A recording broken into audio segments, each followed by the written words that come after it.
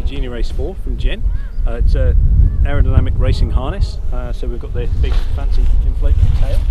The big change for the harness is that the intake actually runs in through the nose. This is reinforced with a wire, so it's quite robust in there. I think it's nitinol or something like that, I'm not entirely sure. But there's two vents, one fills up the nose and the other runs through this tube on the inside.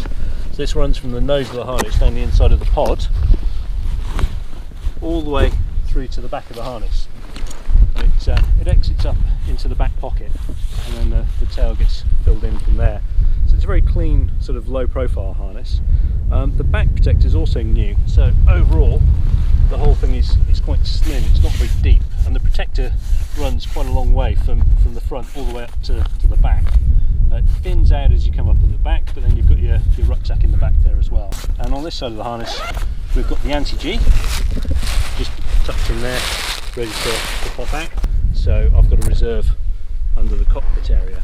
The other big thing with the harness, we've got the visor, keep the wind off, keep the noise down. Massive flight deck.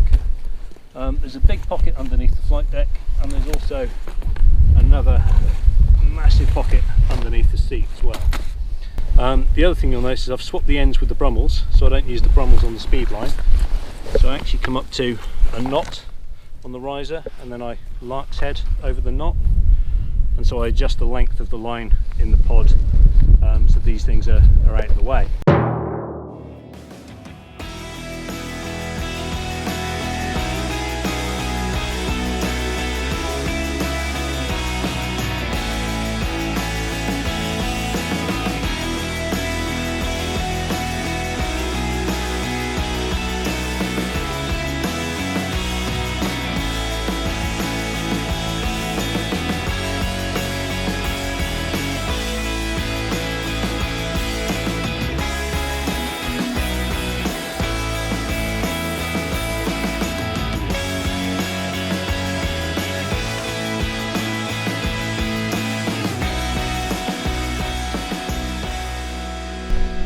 It's quite an easy harness to set up in terms of getting it set for you and adjusting it in flight. There's only one real in-flight adjustment, and that's from the chest strap. And this has like kind of a 2-to-1 buckle, 3-to-1 buckle strap thing. So you've actually got to pull quite a lot of strap to make a difference on the cinch. Okay, so it's quite sort of sensitive. When you let all this out, you've got the maximum width and the maximum kind of rock and rollness to it. The other neat thing while we're on the side of the harness, these poles, they run right from the base of the harness all the way up here, and they keep the flight deck and whatever's in the pocket off your lap.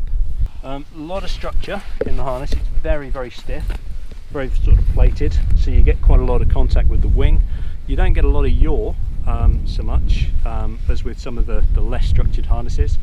When I was first flying this glider, I was flying it with the original lightness and a lot of lead under the seat to kind of make the weight up.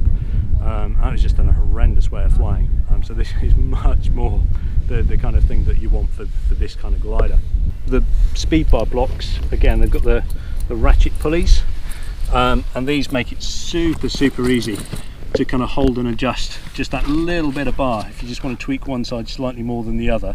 When the pulleys are out, they'll only turn one way, and you can hear the ratchet click. You've got to release the tension before it'll slip back. Just as the tension comes off, the rope will slide on the pulley, so you will need to check the rope periodically for a little bit of wear. But these make it so much easier to use the bar in flight to just even everything up. Comfy, great, love it, slim. It doesn't pack down small and it's not light, but you know that's not why I bought it. I bought it because it was aerodynamic, and you know, it's out of the ones that I'd seen, this was the one that kind of ticked all the boxes for me.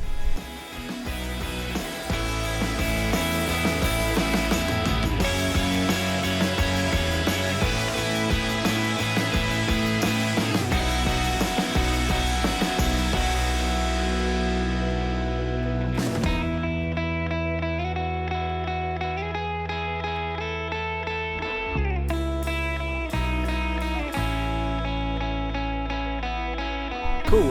Can you tell me a bit the alternatives in this class? Why did you not choose the other ones, and what was your shortlist?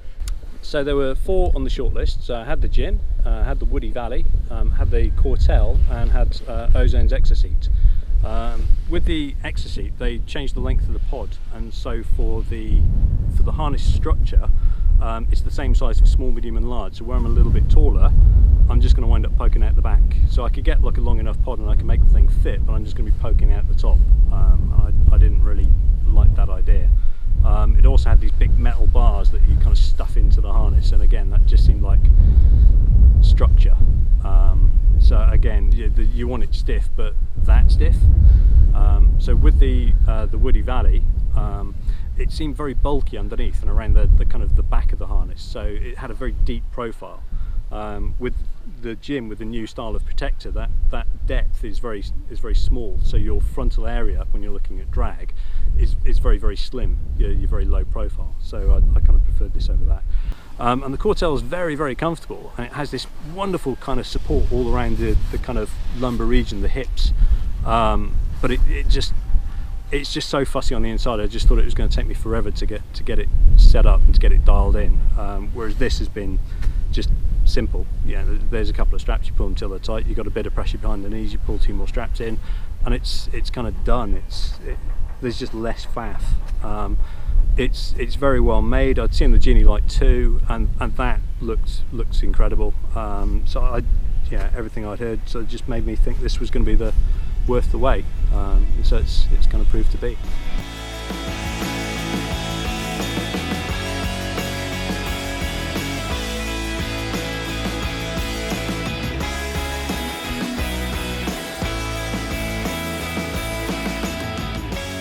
So this is ideal for pilots flying high aspect 2 liners. This is competition pilots looking to race, pilots looking to wring the max out of their aerodynamics, to get that last half point on glide. If you're always on the bar, if you're always pushing into wind, if glide really matters and you're flying at speed all the time, this is the harness for you.